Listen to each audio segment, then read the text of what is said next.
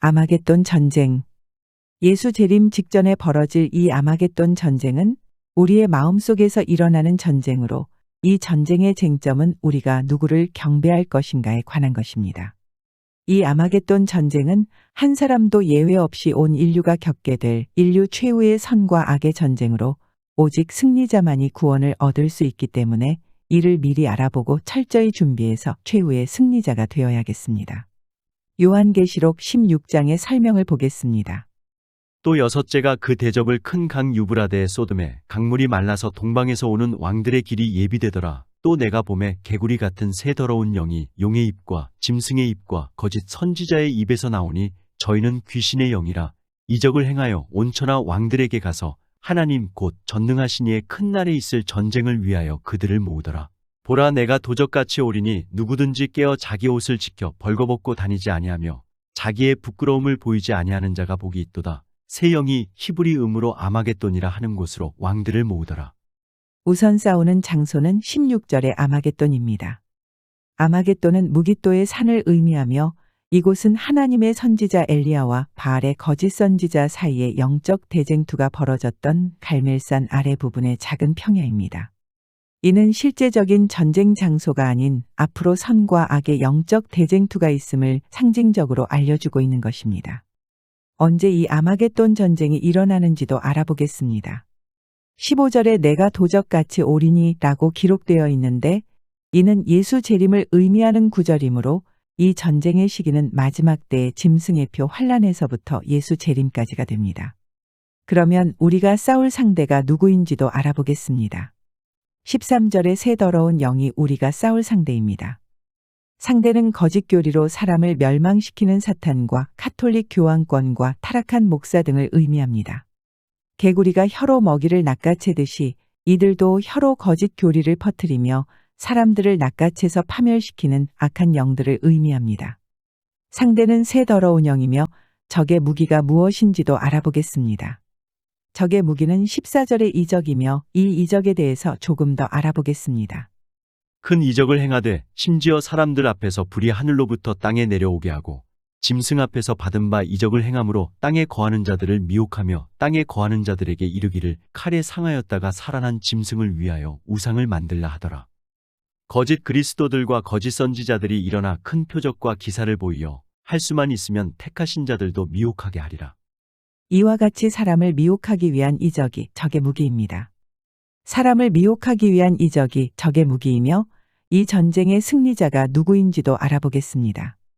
15절에 자기 옷을 지켜 옷 입고 다니는 자가 이 전쟁의 승리자이므로 이 옷이 무슨 옷인지도 확인해 보겠습니다. 하늘에 있는 군대들이 희고 깨끗한 세마포를 입고 백마를 타고 그를 따르더라. 그에게 허락하사 빛나고 깨끗한 세마포 옷을 입게 하셨은즉 이 세마포 옷은 성도들의 옳은 행실이로다 하더라. 흰 세마포란 성도들의 옳은 행실을 의미합니다.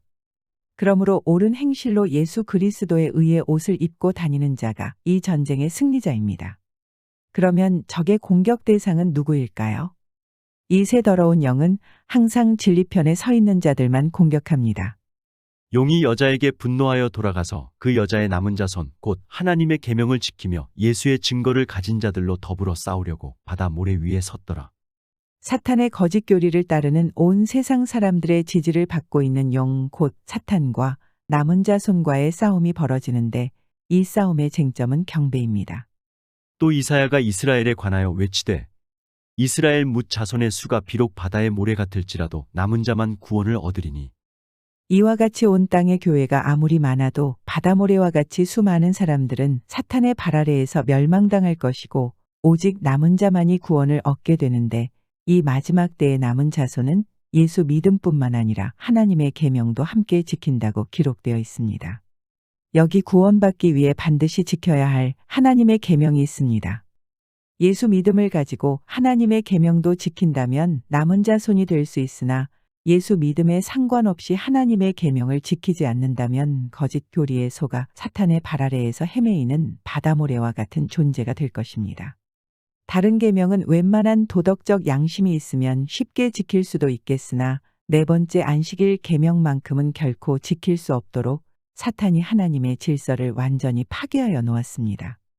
이제는 두려움을 가지고 사탄이 아닌 하나님께 바른 경배를 드려 남은 자손으로서의 삶을 살아야 구원에 이르게 됨을 명심하셔야 할 것입니다. 하나님께서는 출애굽 후 이스라엘 백성에게 네 번째 안식일 계명을 선포하시기 전에 먼저 태음력 달력을 제정하셨고 그 달력에 의해 안식일에 예배드리도록 명령하였습니다.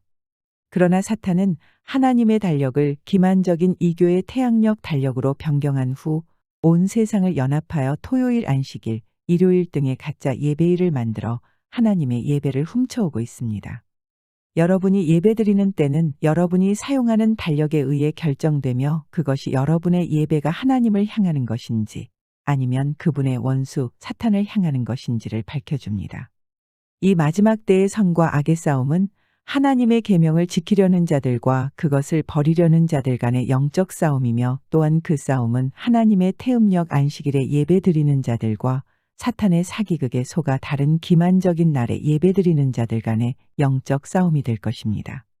적의 공격 대상은 하나님의 계명과 예수 믿음을 지키는 남은 자손이며 승리의 비결도 확인해 보겠습니다. 요한계시록에는 짐승의 표를 받지 말라는 경고와 함께 짐승의 표를 피할 수 있는 유일한 한 가지 방법이 기록되어 있습니다. 또 다른 천사 곧 셋째가 그 뒤를 따라 큰 음성으로 가로되 만일 누구든지 짐승과 그의 우상에게 경배하고 이마에나 손에 표를 받으면 그도 하나님의 진노의 포도주를 마시리니 그 진노의 잔에 섞인 것이 없이 부은 포도주라. 거룩한 천사들 앞과 어린 양 앞에서 불과 유황으로 고난을 받으리니 그 고난의 연기가 세세토록 올라가리로다. 짐승과 그의 우상에게 경배하고 그 이름의 표를 받는 자는 누구든지 밤낮 쉼을 얻지 못하리라 하더라. 성도들의 인내가 여기 있나니 저희는 하나님의 계명과 예수 믿음을 지키는 자니라. 살펴본 대로 짐승에게 경배한다면 짐승의 표를 받게 되듯이 하나님께 바른 경배를 드린다면 하나님의 인을 받게 됩니다. 마지막 절에 짐승의 표를 피할 수 있는 방법은 하나님의 계명과 예수 믿음을 지키는 것이라고 알려주고 있는데 이는 하나님의 계명 안에는 하나님께 바른 경배를 드리는 법이 기록되어 있기 때문입니다. 그러므로 승리의 비결은 바로 하나님의 계명과 예수 믿음을 지키는 것입니다. 그렇다면 불과 유황못의 둘째 사망에 이르게 되는 아마겟돈 전쟁의 최종 패배자는 누구일까요? 그러나 두려워하는 자들과 믿지 아니하는 자들과 모든 거짓말하는 자들은 불과 유황으로 타는 못에 참여하리니 이것이 둘째 사망이라. 무엇이든지 속된 것이나 가증한 일 또는 거짓말하는 자는 결코 그리로 들어오지 못하되 오직 어린 양의 생명책에 기록된 자들 뿐이라.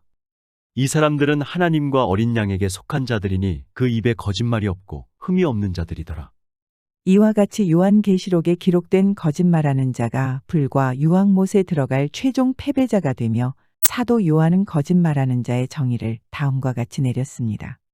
저를 아노라 하고 그의 계명을 지키지 아니하는 자는 거짓말하는 자요 진리가 그 속에 있지 아니하되. 그러므로 예수를 믿는다고 공언은 하나 하나님의 계명을 지키지 않는 자가 이 전쟁의 최종 패배자가 되며 이들은 불과 유황못에 참여하여 둘째 사망에 이르게 됩니다. 그렇다면 이 전쟁의 최종 승리자는 누구인지 다시 한번 확인하여 보겠습니다. 주께서 자기를 사랑하는 자들에게 약속하신 생명의 면류관을 얻을 것임이니라. 기록된 바 하나님이 자기를 사랑하는 자들을 위하여 예비하신 모든 것은 눈으로 보지 못하고 귀로도 듣지 못하고 사람의 마음으로도 생각지 못하였다 함과 같으니라. 하나님을 사랑하는 자에게 생명의 면류관과 천국을 허락하시겠다고 하였으니 하나님을 사랑하는 자가 이 전쟁의 최후의 승리자가 됩니다. 그러면 어떻게 하는 것이 하나님을 사랑하는 것일까요? 성경은 하나님을 사랑하는 자의 정의를 다음과 같이 기록하고 있습니다. 하나님을 사랑하는 것은 이것이니 우리가 그의 계명들을 지키는 것이라. 이와 같이 사도 요한은 하나님의 계명을 지키는 것만이 하나님을 사랑하는 것이라고 기록하였습니다. 나의 계명을 가지고 지키는 자라야 나를 사랑하는 자니. 너희가 나를 사랑하면 나의 계명을 지키리라. 사랑은 이것이니 우리가 그 계명을 조차 행하는 것이요. 그러므로 이 전쟁의 최종 승리자는 예수 믿음을 가지고 하나님의 계명을 지키는 자들이며 이들은 남은 자손으로서 짐승의 표를 받지 않고 영원한 생명을 얻게 됩니다. 생명에 이르게 할 그 계명이 내게 대하여 도리어 사망에 이르게 하는 것이 되었도다. 우리가 하나님의 계명을 지킴으로 생명을 얻을 수도 있지만 이와 같이 그 계명을 지키지 않으므로 사망에 이를 수도 있는 것입니다.